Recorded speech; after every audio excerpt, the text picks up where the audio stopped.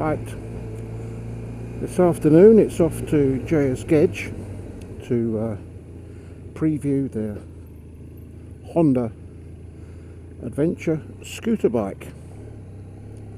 Now, this is a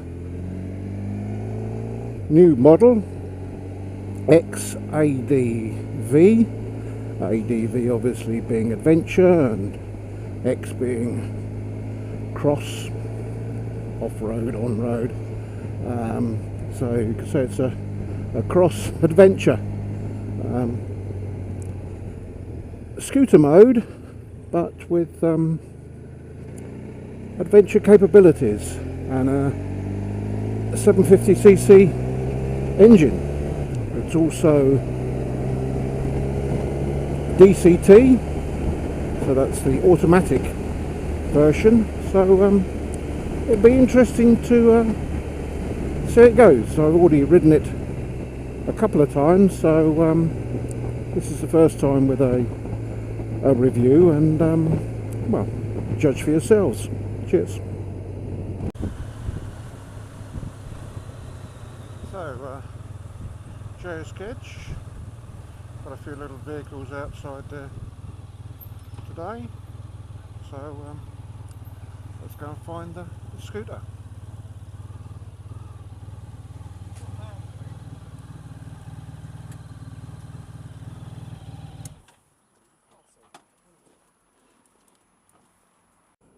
So, Honda ADV with an X in front.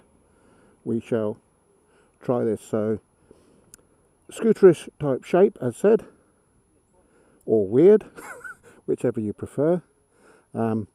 Quite large. Trail type tyres. So, this is actually a keyless model. So, the first thing is to get it started. I believe it's push the button and turn. Screen has come on. Button down here. Here we have start. So lots of modes on the handlebars.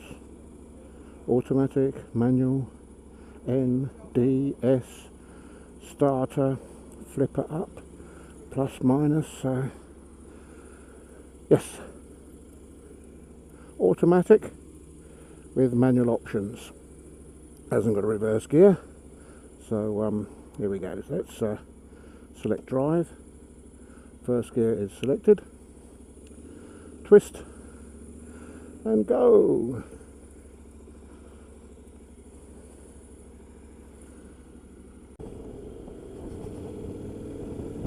Right, it's got a gear position, so we're in 4 now. That should drop down to 3, yes, down to 3. Back up. This is just in drive mode. And quite some ease on the acceleration, but the speedo jumps up quite aggressively. But it's immediately up to 6th gear, which on a casual ride, economical ride, you might want it to get up into the high gears, but for a bit of fun you'd want it in the lower gears. You want to have a little bit more rev and a little bit longer between the gear changes. So we'll try that on the next bit. One very simple thing is the screen adjustment. The clip on the side, out, and put it out on the bracket here and lift it up. So it's purely on a ratchet, so you can go down different positions. So we're going to try it at its bottom. Knock that over, and oh yeah, one thing you've got to remember on here, unlike the Africa Twin, the back brake lever is easily at hand. So therefore, please remember, there's not a clutch. Pulling away, coming to a junction, pulling that on as if you're going to put a clutch in could be a bit embarrassing. But other than that, so yes, we're in drive, so we shall select one of the sports modes, You can see it come on the screen as sport. It appears to be 2 sport modes: sport, drive, sport 1, sport 2. We'll just try this in the sport 2 at the moment and see how we go. We've got our boys in blue coming behind us, so we'll let them go first and then we'll proceed accordingly. So, having just picked us up from Gedges, it's a little trip across the marshes. The wind is quite noisy. I had the screen up higher and there was buffeting. I've now put it down to its lowest position, and also a fair amount of buffeting, not quite as blustery buffeting, but it's very noisy when compared to my cross door or the fan I use as well. I have got an adventure type lid on, so first things, too bloody noisy. Second thing, yeah, this is fun. This is there's no effort in it. I'm not lining up, I'm not doing it, I'm just going into the little corners here, and it's just going around there for me. I've now selected the screen in the middle position, so we'll have a check of that. Feet wise, we've got straight down, flat, or we can raise slightly and advance, more cruiser type style. I'm not a fan of feet forward. Maybe it's just my hips, but this one's not too bad actually. On some bikes I do find that pain in there, but this one's quite comfortable with the feet up forward, so that's right. Suspension is quite firm, which is what I like. I know the roads aren't as good as what they used to be. You might be able to hear it in my voice with some of the bumps, but it's a solid suspension. It's not hard abrupt, so definitely better than wallowing around. So we've got some traffic coming up, so we just gently slow down, and you can see it's going down into third. Will it go down into second? It should do, without me actually doing the override. So yes, we're down into second now, so the traffic has cleared a little bit advance. So what we do, we're on just below 3,000 revs now, so we'll just give it a rev and see how it goes before it wants to change gear. It's already gone up into fourth now, so back down into second after 3, 2, 1. Yeah, no, we're okay, so let's give it a try.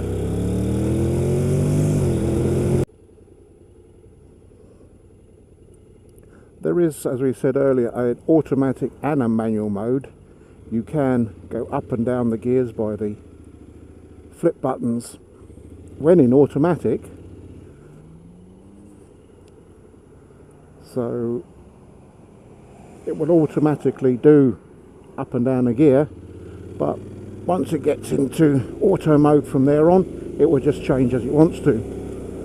In the manual mode, obviously you've got full control over the gears. So we are now in third, so I can flip up into fourth. It doesn't want to go up into fifth, which means that it's too highly geared, or so rather I'm going too slow for it to go up to fifth, so it won't do it automatically in manual, if that makes sense. I can drop it down, there we go, second. It will drop down into first, which I was a bit surprised, but then I can go up and down again. So but as soon as I stop pressing the buttons, it'll automatically revert to automatic mode. Now the other option is to actually put it into manual mode. So on the screen at the end of the rev counter on the right hand side above the air temperature, there's a box. I've now put it in automatic mode. It'll tell you it's in sport, and 2 blocks up, or 2 bars up, in sport 2. If I just put it into manual, it's clear. So first gear now, it's not changing up, it's not changing up. I'm stuck in first, so manual change up, 2, 3. So exactly as you'd want to change normally, just with a flip of a button. The button below the handlebar takes us down, 2. The button above the handlebar, up, 3, 4, 5, 6. Whereas when it was in automatic mode, it wouldn't do that. So it knows that I'm labouring it a bit, so we just drop it down into normal. So third gear, just approaching the speed limit. Actual seating position is quite comfortable. My arms are well in line with my shoulders, hands. There's no uncomfortable angles, no weight being applied to anywhere. Legs all fairly comfortable. So you know, as a commuter or even something for doing a little bit more distance, it's a comfortable machine. I find the screen in this middle position less noisy, less deflective.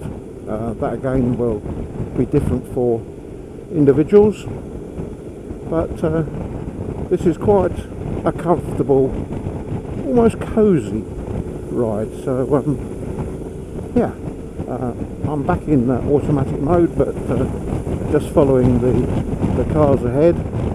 But if I wish to, I can just drop down a couple of gears and open the throttle. So yeah, all good response. So we're on a nice bit of B road at the moment. There's an awful lot of information on the clocks. Why it's really got a day, month and year, I've really no idea.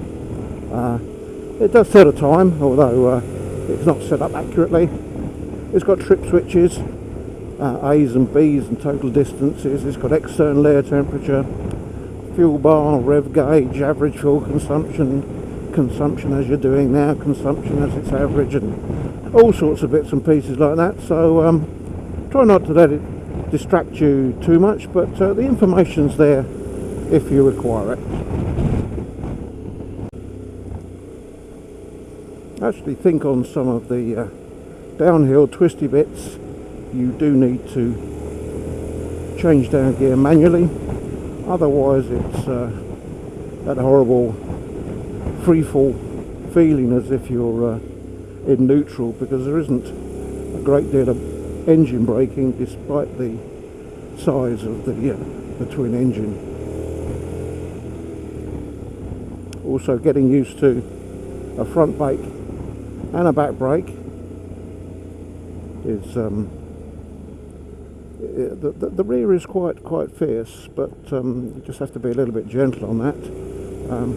But coming down here, it's a little bit uncomfortable initially, but nothing that getting used to the bike won't cure. Just applying the brakes in the right proportions with the right amount of force. A little bit of a squiggle on a bit of gravel there, but no problem for the bike. I should imagine the so-called Adventure original tyres, if anything like the other Honda Adventure bikes, are pretty crap. So it's just as well that it's a dry day today, because I personally wouldn't trust them in anything wettish. So yeah, a bit of wildlife, and hello. You know, a typical stupid bloody pheasant. I don't know.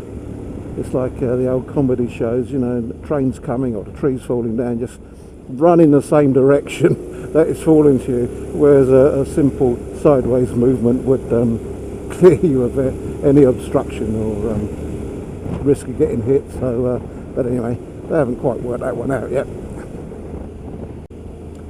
Just haven't had a little bit of time to sit back and relax. The controls of the speedos, trip meters are on these little buttons up the top here, so you can flick between mileage A and B, and the other button to adjust them, and flick between average consumption and current consumption, and no joke, change all the clocks. just looking down as well, there's some adjustment to one of the top of the fork, so a little bit of compression setting there. I haven't looked at the bottom to see if there's any other adjustments, so yep, so that's a little bit of a plus. Maybe if you're doing anything a little bit more adventurous, you might want a slightly softer setting. That might well be the option. This particular one's got heated grips down here, obviously got some driving lights switch down there, not the most accessible. Wouldn't want to be trying to turn that on and off in the night, but I suppose you set it on before you set off, and all good. It is very easy to ride. It really wants to ride itself. There's not many bikes that you can just sit and let it go for itself. This is very simple, so no problems whatsoever. So to actually someone coming to riding some bikes, there's very little effort required on this. Very comfortable. So we'll see what it does, if it lives up to its name, to adventure, and we do something slightly very minor adventurous, and see how it handles there. So just taking a little bit off tarmac, I do sort of know this road, so it's very minor. It's almost airport runway, so it's not really a test, but it's not my bike, and I don't really want to get it back too much without them. I see someone's put a little wire across that, so you don't want to be going around the gate on that side. This side's fine. Just in case anyone is actually looking, these byways are closed to four-wheel vehicles in the winter months, so this is perfectly legal. So don't worry about that. As I say, you can see it's very smooth. It's recently been done up. It used to be a bit more adventurous than it is now, but yeah, it just gets you out and sees the countryside, and yeah, all good fun.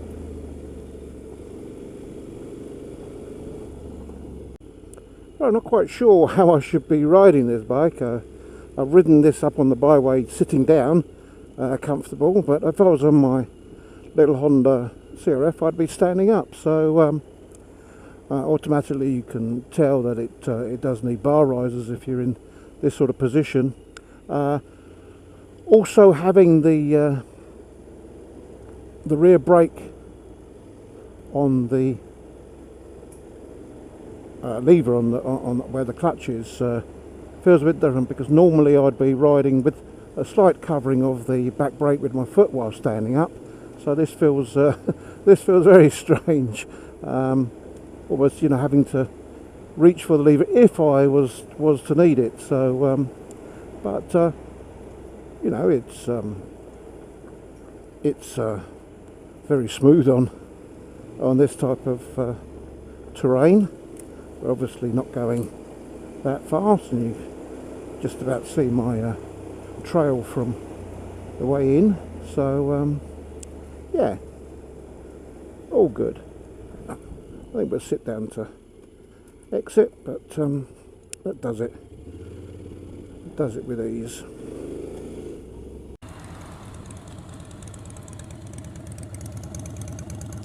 So welcome back to Pevensey Bay and JS Edge.